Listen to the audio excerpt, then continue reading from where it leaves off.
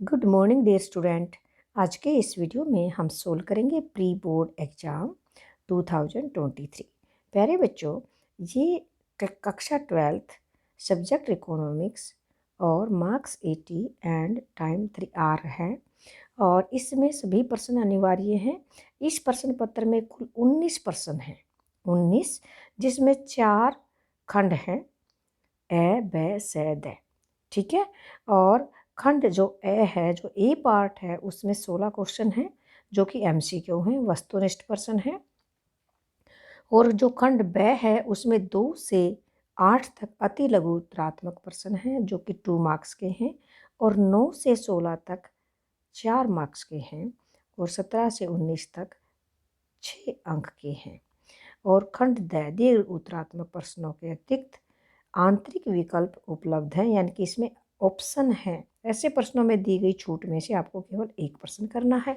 तो प्यारे बच्चों, ये सारी इंस्ट्रक्शंस थी और अब हम सोल्व करेंगे अपना पेपर। सबसे पहले हम लेंगे खंड ए, यानी कि सेक्शन ए, जिसमें ये दिए गए हैं MCQ मल्टीपल चॉइस क्वेश्चन। और वो क्या है, कीमत सिद्धांत का दूसरा नाम क्या है, व्यष्टि अर्थशास्त्र, समष्टि अर्थशास्त्र, सार्वजनिक वित्त और कीमत नियंत्रण। प्यारे बच्चों, ये है व्यष्टि अर्थशास्त्र यानी कि माइक्रो इकोनॉमिक्स, क्योंकि माइक्रो इकोनॉमिक्स का जो दूसरा नाम है वो है प्राइस थ्योरी। सेकंड क्वेश्चन है, आर्थिक समस्या से क्या अभिप्राय है। ए ऑप्शन है निर्धनता की समस्या, बी बेरोजगारी की समस्या, सी सीमित साधनों के चलते चुनाव की समस्या। तो यहाँ पर सी जो ऑप्शन है वो बिल्कुल ठीक है। और डी था काले धन की समस्या। तो ये कोई आर्थिक समस्या नहीं है, आर्थिक समस्या होती है चुनाव की, क्योंकि हमारे साधन सीमित होते हैं और हमारी आवश्यकताएं असीमित होती है, और उन्हीं में से हमें चुनाव करना पड़ता है कि किन वस्तुओं का, यानी कि किन साधनों से हम उत्पादन करें, क्योंकि हमारी आवश्यकताएं असीमित होती हैं। नेक्स्ट क्वेश्चन है बच्चों, यदि औसत लागत अपने न्यूनतम स्तर पर 25 रुपये हो तो सीमांत लागत कितनी होगी। देखो बच्चों, ये क्वेश्चन बोले बिल्कुल ध्यान से आपने समझना है। आप ज़्यादा फोकस जो है क्वेश्चन पर करें। क्वेश्चन क्या पूछा गया, देखो, औसत लागत अपने न्यूनतम स्तर पर। तो हम यहाँ ना डायग्राम बनाएंगे। देखो बच्चों, ये AC है, ये AC है, AC इसका मिनिमम पॉइंट है। तो MC जो है इसके न्यूनतम बिंदु पर काटती है। तो देखो, AC इसके न्यूनतम स्तर पर 25 है, तो MC भी 25 होगी। तो सीधी सी बात है, यहाँ ऑप्शन हम देखते हैं। A option 25, B greater than 25 यानी कि 25 से ज़्यादा, और C लेस देन 25, ये दोनों नहीं होंगे, इनमें से कोई नहीं। तो सही ऑप्शन क्या है, यानी कि A ऑप्शन है 25। ओके बच्चों, नेक्स्ट क्वेश्चन है, परिवार की आय किस चर का उदाहरण है। ए ऑप्शन स्टॉक, बी प्रवाह। तो देखो बच्चों, प्रवाह फ्लो, पहला था स्टॉक, बी फ्लो, सी वापसी, और डी समावेश। तो यहाँ पर प्रवाह, देखो जहाँ पर समय अवधि दी गई होती है उसको प्रवाह बोलते हैं, फ्लो बोलते हैं, टाइम पीरियड। और एक पॉइंट ऑफ टाइम, एक निश्चित बिंदु, बिंदु पर जो कोई चीज़ मापी जाए वो स्टॉक होती है, लेकिन प्रवाह समय की एक अवधि में। तो परिवार की आय जो है वो एक निश्चित समय पर हमें मिलती है। किसी को महीने में मिलती है, किसी को 15 दिन में मिलती है, किसी को 1 दिन के बाद मिलती है, लेकिन समय तो लगा ना, इसलिए प्रवाह है।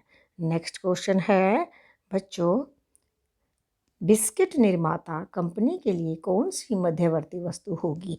जो बिस्किट निर्माता कंपनी है, तो मध्यवर्ती इंटरमीडिएट गुड्स पूछा गया है बच्चों। तो यहाँ पर हम देखेंगे इंटरमीडिएट जो प्रोडक्ट है वो कौन सा है, जो बीच में हम प्रयोग करते हैं, आटा, घी, चीनी। देखो बच्चों, जो बिस्किट बनते हैं तो तीनों चीज़ों का प्रयोग होता है, तो उपरोक्त सभी है। तो ये डी ऑप्शन है, ऑल ऑफ दी अबव, ये हमारा बिल्कुल ठीक है। नेक्स्ट क्वेश्चन है, इष्टतम उपभोग बिंदु क्या है। उपभोक्ता अधिकतम संतुष्टि प्राप्त करता है, उपभोक्ता अधिकतम आय प्राप्त करता है, दोनों, और इनमें से कोई है। देखो बच्चों, उपभोक्ता का जो मुख्य उद्देश्य होता है अधिकतम संतुष्टि प्राप्त करना, जबकि उत्पादक का उद्देश्य होता है अधिकतम लाभ प्राप्त करना या अधिकतम आय प्राप्त करना। तो इसलिए हमारा क्या ऑप्शन बिल्कुल ठीक है, क्योंकि हम यहाँ पर इष्टतम उपभोग बिंदु पूछा गया है। क्या पूछा गया, उपभोग बिंदु। उपभोग कौन करता है, उपभोक्ता करता है। तो हमारा a option consumer gets maximum satisfactions. उसका जो गोल जो होता है ना कंज्यूमर का, वो मैक्सिमम सेटिस्फैक्शन होता है। और जो प्रोड्यूसर होता है उसका होता है प्रॉफिट मैक्सिमाइजेशन। इसीलिए हमारा ए ऑप्शन बिल्कुल सही है। नेक्स्ट क्वेश्चन है प्यारे बच्चों, भारतीय रिजर्व बैंक की स्थापना किस वर्ष में हुई? देखो बच्चों, 1905, 1920, 1935, 1995। ये बिल्कुल सही है। गए ऑप्शन 1935 में आरबीआई की जो स्थापना थी वो कब हुई थी? 1935 में। ये बिल्कुल सही ऑप्शन है हमारा, 1935। तो गए ऑप्शन यानी कि सी ऑप्शन हमारा राइट है। नेक्स्ट क्वेश्चन है, भारत में 1 रुपये का नोट कौन जारी करता है? देखो बच्चों, भारत में 1 रुपये का नोट भारत सरकार जारी करती है। भारत सरकार और जो भारत सरकार का जो वित्त सचिव होता है उस पर 1 रुपये के नोट के सिग्नेचर होते हैं। 1 रुपये के नोट के ऊपर उसके हस्ताक्षर होते हैं। जबकि 1 रुपये का जो कागज़ का नोट है मैं उसकी बात कर रही हूँ। 1 रुपये का नोट और सिक्के ये भारत सरकार के अंडर में होते हैं। पहला ऑप्शन हमारा भारतीय रिजर्व बैंक। देखो बच्चों, आरबीआई जो है वो क्या करता है कि 2 रुपये और उससे ज़्यादा के जितने भी नोट हैं वो आरबीआई, 2 रुपये या उससे ज़्यादा के नोट आरबीआई, और भारतीय स्टेट बैंक कोई नोट जारी नहीं करता है। व्यापारिक बैंक भी कोई नोट जारी नहीं करते क्योंकि इनको नोट जारी करने का अधिकार नहीं है। आरबीआई 2 या 2 से ज़्यादा, तो इसलिए सी ऑप्शन हमारा बिल्कुल ठीक है, भारतीय केंद्र सरकार, सेंट्रल गवर्नमेंट ऑफ इंडिया, ये राइट ऑप्शन है। नेक्स्ट क्वेश्चन है बच्चों, सही या गलत बताएं, स्टेट वेदर ट्रू और फॉल्स। ट्रू और फॉल्स हमने बताना है। पहला क्वेश्चन हमारे सामने यहाँ पर जो 9th क्वेश्चन है, एकाधिकारी फर्म कीमत स्वीकारक होती है। ये गलत है बच्चों, क्योंकि एकाधिकारी जो फर्म है वो स्वयं कीमत तय करती है, स्वीकारक नहीं होती है वो। देखो, जो पूर्ण प्रतियोगिता बाजार है उसमें जो फर्म है वो कीमत स्वीकारक होती है, क्योंकि कीमत उद्योग के द्वारा तय की जाती है। पूर्ण प्रतियोगिता में स्वीकारक होती है, एकाधिकारी में नहीं, इसलिए ये गलत है। इसलिए क्या है, ये गलत है। नेक्स्ट क्वेश्चन, घटते प्रतिफल का नियम कृषि पर लागू होता है? बिल्कुल लागू होता है। देखो, क्वेश्चन ये नहीं पूछा गया कहाँ पर लागू होता है, ये पूछा गया कृषि पर लागू होता है। कृषि पर तो ज़्यादा लागू होता है, वैसे तो दूसरे साधनों पर भी लागू होता है, लेकिन उद्योगों में भी लागू होता है, लेकिन यहाँ क्वेश्चन क्या है, कृषि पर लागू होता है। हाँ, लागू होता है, सही है बिल्कुल। नेक्स्ट क्वेश्चन है हमारा 11th, औसत आय या औसत आगम वक्र मांग वक्र भी कहलाता है। ये बिल्कुल ठीक है बच्चों।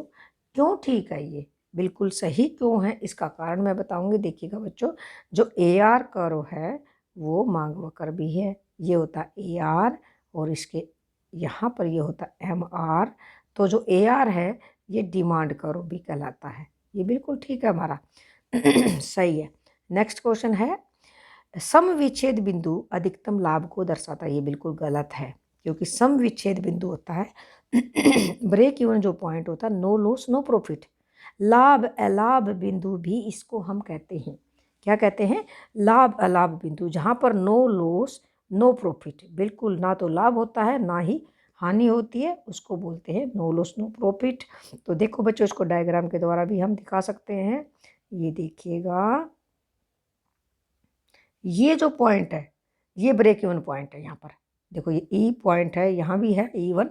ये ब्रेक इवन पॉइंट है, नो लॉस नो प्रॉफिट, यानी कि देखो यहाँ पर TR equal to TC, TR total revenue equal to क्या है, TC टोटल कॉस्ट।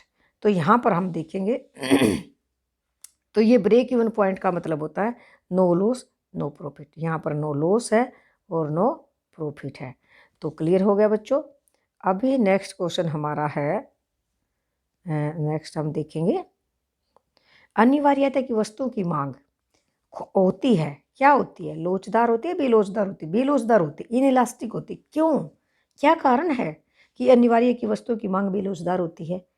क्योंकि बेलोचदार का मतलब है कि अनिवार्यता की वस्तुएं, जो हमारे खाने पीने की वस्तुएं हैं, हमारे ओढ़ने पहनने की वस्तुएं, क्योंकि ये बहुत ज़रूरी है हमारे लिए। उसका क्या कारण है कि चाहे कीमत थोड़ी ज़्यादा हो जाए या कम हो जाए, उनकी मांग पर कोई प्रभाव नहीं पड़ता, वो तो हमने खरीदनी पड़ेंगी।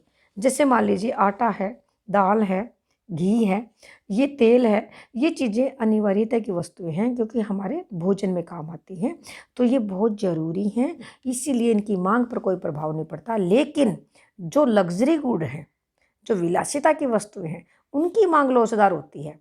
क्या कारण है? क्योंकि देखो, विलासिता की वस्तुएं तो के बिना हमारा काम चल सकता है, लेकिन अनिवार्यता की वस्तुओं के बिना हमारा काम नहीं चलता। हमें वो खरीदनी पड़ती हैं, कीमत बढ़े या घटे वो हम जरूर खरीदेंगे। ठीक है बच्चों, नेक्स्ट क्वेश्चन है, तो यहाँ पर बेलोजदार उत्तर ठीक था हमारा। नेक्स्ट है कीमत विभेद खाली स्थान बाजार में संभव है। देखो बच्चों, कीमत विभेद एकाधिकार बाजार में संभव है। एकाधिकारी जो होता है ना, जो एक मालिक होता है पूरे बाजार पर, उसका अधिकार होता है, वो उसकी मर्जी है।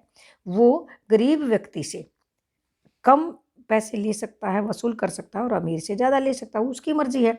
तो जैसे मान लीजिए एग्जाम्पल है इसका कि एक डॉक्टर है और एक व्यक्ति गरीब है बहुत ज़्यादा, और वो उसकी दुकान पर जाता है, उसके शॉप पर जाता है, यानी कि क्लिनिक पर जाता है, और जाके दवाई की बात करता है, तो डॉक्टर उससे कम फीस ले सकता है क्योंकि एक ही डॉक्टर है, पूरे शहर में एकाधिकार है। और जब कोई अमीर व्यक्ति लग्जरी कार में जाता है तो उससे वो ज़्यादा फीस वसूल कर सकता है। इसलिए कीमत विभेद एकाधिकार में संभव है। पूर्ण प्रतियोगिता में क्यों संभव नहीं है? क्योंकि पूर्ण प्रतियोगिता में तो फर्म कीमत स्वीकारक है, उसको उस कीमत पर बेचना ही होगा माल, वो निर्धारक नहीं है, जबकि एकाधिकार में फर्म कीमत निर्धारक है। नेक्स्ट क्वेश्चन है 15th, बाजार कीमत से सामान्य कीमत स्थिर होती है। तो ये जो क्वेश्चन है ये अधिक आएगा यहाँ पर। कारण क्या है? देखो बच्चों, बाजार कीमत होती है उसी समय की कीमत, ठीक है। जो बाजार कीमत है वो सामान्य कीमत से कम स्थिर होती है। जब हम बाजार में सामान बेचने के लिए जाते हैं तो उसी टाइम पे वो कीमत मिलेगी। अति अल्पकाल होता है वो समय का उसमें, जबकि सामान्य कीमत अल्पकाल में होती है। तो प्यारे बच्चों, ये जो है बाजार कीमत सामान्य कीमत, देखिए बाजार कीमत से सामान्य कीमत अधिक स्थिर होती है क्योंकि वो ज़्यादा समय के लिए होती है। अब देखो, अति अल्पकाल बाजार कीमत इसको हम बोलते हैं जिस समय हमें जो कीमत मिल रही है वही लेनी पड़ेगी। इतना भी समय नहीं है कि हम शाम तक दोस्तों और ज़्यादा सप्लाई कर सकते हैं और ज़्यादा उस माल की पूर्ति कर सकते हैं, नहीं। तो ये ज़्यादा स्थिर होती है। फीस, लाइसेंस, नेक्स्ट क्वेश्चन हमारा है बच्चों, फीस, लाइसेंस, परमिट, खाली स्थान राजकोषीय प्राप्तियां हैं। कर या करेत्तर, ये करेत्तर आएगा। नॉन टैक्स रिसिप्ट्स इनको बोलते हैं हम करेत्तर। कर के अलावा, यानी कि जो कर होते हैं, करों से हमारी जो आय होती है, कर के अलावा जो भुगतान होते हैं, जो सरकार की इनकम होती है, फीस है, लाइसेंस है, परमिशन है, परमिट है, वो सब क्या है, उनको हम क्या बोलेंगे? करेत्तर, यानी कि नॉन टैक्स रिसीट्स। अब नेक्स्ट है, अब हमारा है सेक्शन बी। सेक्शन बी में क्या है कि हमारे 2 मार्क्स के क्वेश्चन हैं। सेक्शन बी में क्या है? 2 मार्क्स के क्वेश्चन है। पहला क्वेश्चन है, अर्थशास्त्र की भौतिक कल्याण संबंधी परिभाषा दीजिए, मांग के नियम के 2 अपवाद बताइए। तो बच्चों, ये जो क्वेश्चन है 2 और 3 मार्क्स के, मेरी दूसरी वीडियोज़ हैं उनमें मैंने सोल्व कर रखे हैं। फर्म के संतुलन की कौन सी शर्तें, बिल्कुल इजी क्वेश्चन है। जैसे पहला, अर्थशास्त्र की भौतिक कल्याण संबंधी परिभाषा मार्शल ने दी थी, कब दी थी? 1890 में दी थी। ये आप इजीली कर सकते हो। मांग के नियम के 2 अपवाद का मतलब होता है जहाँ पर मांग का नियम लागू नहीं होता है, जैसे गिफन गुड्स हैं, प्रतिष्ठा सूचक वस्तुएं हैं, तो इस तरह से आप ये दे सकते हैं। यहाँ पर मांग का नियम लागू नहीं होता। फर्म के संतुलन की कौन सी शर्त है? देखो, फर्म के संतुलन की 2 शर्तें होती है, MC is equal to MR, और MC को नीचे से काटे, MR को नीचे से काटे, या MC cuts MR from below. तो ये 2 शर्तें होती है। आय के चक्रीय प्रवाह में शरण और भरण की धारणाओं का, ये मेरी दूसरी वीडियो है, मैं उसका लिंक डाल दूंगी, वहाँ से आप अच्छे से देख सकते हो। व्यापारिक बैंकों के 2 प्राथमिक कार्य, ये भी व्यापारिक बैंकों के कार्य की जो हमारी दूसरी वीडियो है उसमें आप देखेंगे। लचीली विनिमय दर व्यवस्था के 2 लाभ बताएं, ये भी दूसरी वीडियो में है। तो प्यारे बच्चों, छोटे क्वेश्चन जो है 2 मार्क्स के, 4 मार्क्स के वीडियोज के अंदर आप देख सकते हैं। अब आप देखेंगे, ये क्वेश्चन इंपॉर्टेंट है। यहाँ पर 8वां जो प्रश्न है, एक सरकारी बजट का प्राथमिक घाटा 7500 करोड़ रुपए है और ब्याज का भुगतान 800 करोड़ रुपए है, तो राजकोषीय घाटा ज्ञात करें। ये बहुत इंपॉर्टेंट और बहुत आसान है, बहुत इजी है। देखो बच्चों, जो राजकोषीय घाटा होता है वो क्या होता है? प्राथमिक घाटा जमा ब्याज का भुगतान। अगर क्वेश्चन इस प्रकार से है कि प्राथमिक घाटा बताए तो राजकोषीय घाटा माइनस ब्याज का भुगतान। तो यहाँ पर हमने राजकोषीय घाटा निकालना है, तो क्या करेंगे? प्राथमिक घाटा यानी कि 7500 जमा 800। तो 7500 जमा 800, तो ये हमारा हो गया 83। और यहाँ पर क्या करोड़ रुपए है, तो यहाँ भी करोड़ रुपीज क्या आ जाएगा? करोड़ रुपीज आ जाएगा। तो ये इस तरह से आप इसको कर सकते हैं, बहुत ईजी है। नेक्स्ट क्वेश्चन है बच्चों, नौवां, कारक के प्रतिफल और पैमाने के प्रतिफल। ये बहुत इंपॉर्टेंट क्वेश्चन है, ये आप बड़े जो क्वेश्चंस वाली वीडियो जो वहाँ से आप देख सकते हो। एकाधिकार से क्या अभिप्राय? इसकी 3 विशेषताएं। पूर्ण प्रतियोगिता, एकाधिकारी प्रतियोगिता बाजारों में तुलनात्मक विश्लेषण। आय विधि, राष्ट्रीय आय को मापने की जो आय विधि है इसकी सावधानियां कौन सी हैं, ये भी आप वहाँ से देख सकते हो दूसरी वीडियोज से। मेरा जो चैनल है वहाँ से आप देख सकते हैं, इकोनॉमिक्स ओशियन। निम्नलिखित तालिका को पूर्ण कीजिए। ये क्वेश्चन इंपॉर्टेंट है, ये मैं तुम्हें समझाऊंगी। ये देखिएगा बच्चों, आय इनकम दे रखी है और उपभोग व्यय और तालिका पूरी करनी है। यहाँ निकालना MPC, सीमांत उपभोग प्रवृत्ति। देखो बच्चों, MPC इसका मतलब होता है डेल्टा C बटा डेल्टा Y, इसको भी MPC बोलते हैं। तो यहाँ हमें क्या ज़रूरत पड़ेगी? आप ये देखिएगा, हमें डेल्टा Y, देखो ये Y है, डेल्टा Y सबसे पहले हम निकालेंगे। डेल्टा Y कैसे निकलेगा? देखो बच्चों, पीछे वाले में से आगे वाला घटाएंगे तो change, delta is the sign of change, परिवर्तन का निशान है डेल्टा। तो देखो 1200 में से 1000 गए, पहले वाले में तो डैश आ जाएगा, और 1200 में से 1000 गए तो कितना आ गया? 200। और 1400 में से 1200 गए तो 200। फिर 1600 में से 1400 गए 200। 1800 में से 1600 गए 200। तो ये डेल्टा Y आ गया। अब हमें चाहिए डेल्टा C। डेल्टा C कैसे होगा? 1060 में से 900 घटाएंगे तो ये हमारे पास कितना आ गया? देखो पहले वाले में तो डैश, दूसरे में 1060 में से 900 तो 160। फिर 1200 में से 1060 जब हम घटाएंगे तो 140। फिर आ जाएगा 1350 में से 1200 150। फिर 1500 में से 1350, फिर हमारा 150।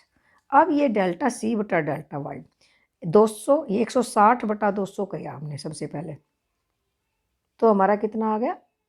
ये आ गया 0.8।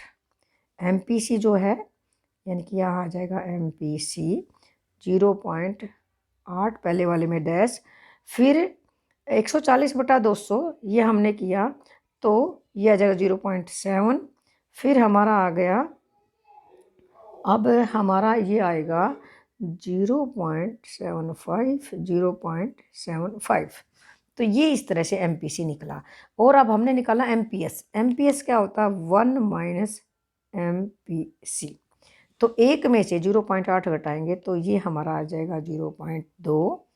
ये आ जाएगा, आप यहाँ पर आप देखेंगे 0.3, और ये आ जाएगा, अब आप देख रहे हैं ये हमारा आएगा 0.3, और एक में से 0.75 घटाएंगे तो 0.25। इस तरह से हमारा ये सम हो जाएगा। ओके बच्चों, नेक्स्ट क्वेश्चन हमारा इस प्रकार से है, केंद्रीय बैंक के 4 कार्य लिखे। ये मेरे इकोनॉमिक्स ओशियन के ऊपर जा करके वीडियो देख सकते हैं। केंद्रीय बैंक के कार्य, सरकारी बजट से क्या अभिप्राय, बजट के उद्देश्यों की व्याख्या करें। ये भी हमारे चैनल पे मिलेंगी वीडियो। व्यापार शेष और भुगतान शेष में वेरी वेरी इंपॉर्टेंट क्वेश्चन है, बहुत इंपॉर्टेंट क्वेश्चन है बच्चों, इसको जरूर करके जाएंगे। नेक्स्ट क्वेश्चन है, मांग की कीमत लोच से आप क्या समझते हैं, इसके मापने की कुल व्यय विधि। ये मेरा जो चैनल है इकोनॉमिक्स ओशियन, उसके ऊपर कुल व्यय विधि बहुत इजी वे में मैंने समझा रखी है। व्यय विधि भी है, पॉइंट मेथड भी है और परसेंटेज मेथड भी है, तीनों आप वहाँ से देख सकते हो। और इसी तरह से इसका अथवा मांग का नियम क्यों लागू होता है।